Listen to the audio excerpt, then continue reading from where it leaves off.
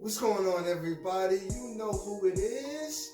This is Austin with Austin Smith Real Estate. Today I wanted to talk about calculating rental property numbers. Like, how do you know if you're looking at a good deal or not? Like, how do I know what's going to come in, what's going to go out? What else do I need to factor on my income statement for the month when I'm analyzing this property to see if it's a good deal or not? So, analyzing rental property numbers. Alright, so rental property numbers. How do I know if I'm looking at a good deal? Like, what's going in versus what's coming out? Well, the easy part about it is that we know what's coming in. Rental income. That's it. Now, you can also charge, any other fees that are associated with rental income, vending machines, coin-operated laundry.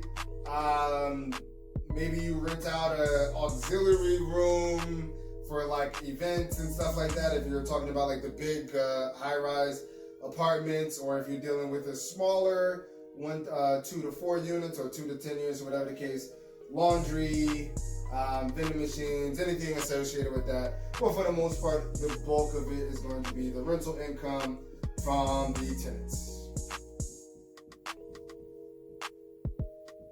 So let's take, so you have the rental income, and then we'll go into a hypothetical example of a property here in Newark, New Jersey. We have the rental income that's coming in, plus whatever type of miscellaneous fees, late fees, that income that's revolving around the tenants. So miscellaneous fees like late fees,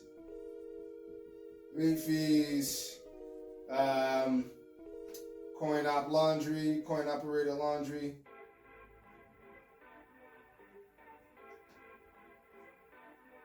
So on and so forth, things like that. All right. You have your rental income, and then you have what's going out. So you might have your mortgage minus. So you have your mortgage, which contain your principal, interest, taxes, and insurance. Taxes and insurance.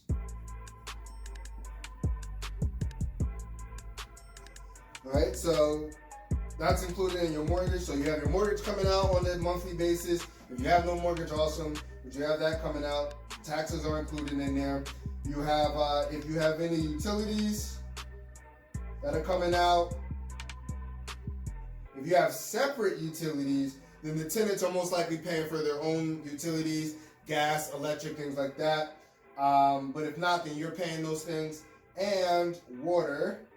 For most states, the water bill is attached to the property owner. No matter, who's the tenants that are in there or living in there, anything like that.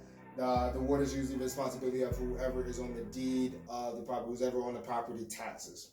So you have water bill coming out. What else? And you might set aside a budget for repairs and maintenance. Some common repairs: changing out the light bulbs, leaky sinks, doorknobs, common maintenance, making sure everything's in pretty solid shape. Or it could also be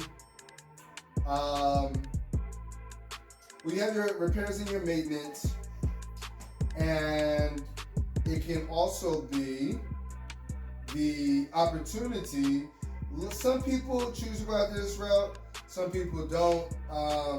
But just, your regular maintenance, garbage bags, anything to keep the property, up and going.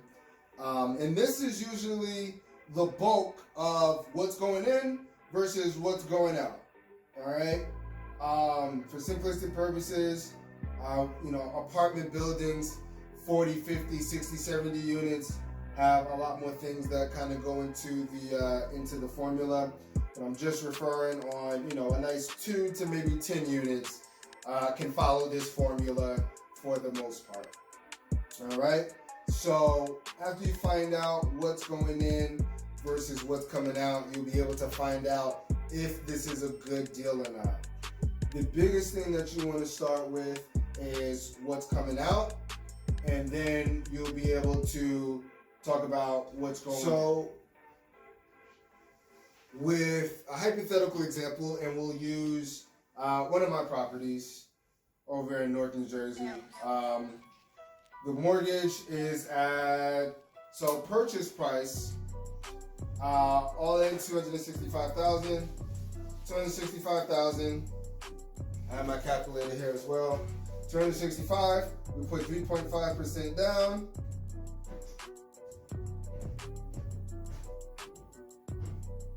Okay, which was $92.75 down payment. We got the closing costs rolled in, so we didn't have to worry about coming out of pocket for closing costs. So down payment is $92.75. Our mortgage is $21.50, and this one's a 2-family. We have the first floor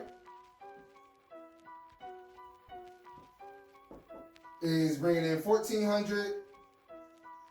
Second floor is bringing in $1,650. All right, so we have $3,050, which for the most part, from a gross perspective,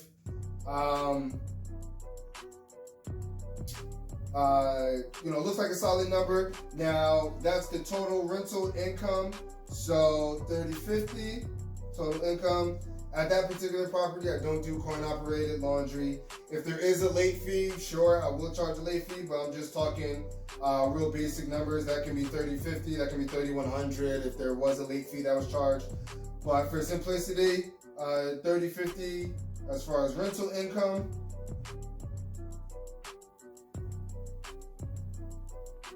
We have our mortgage that's coming out at $21.50.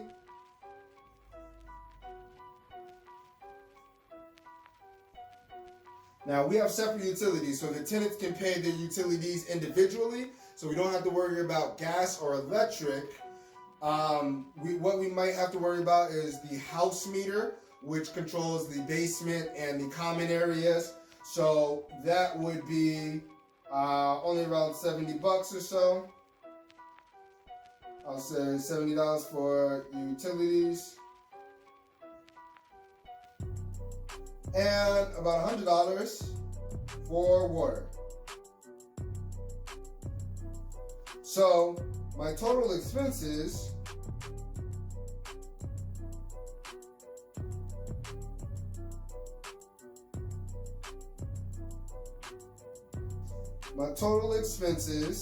are at, and I probably could have done this in my head, but of course I need a calculator, $23.20. All right, so $23.20, we're getting in $30.50. So $30.50 minus the $23.20 equals $730 net profit at the end of the month. All right. If something does come up with maintenance, if something does come up with repairs or anything like that, we'll take care of it. We'll put it, right off the rip. If you wanted to, if you were analyzing this before and wanted to know if it was a really good deal, even if you added a budget of, say, $100 for repairs and maintenance, this number would be $630. Your decision, doesn't matter.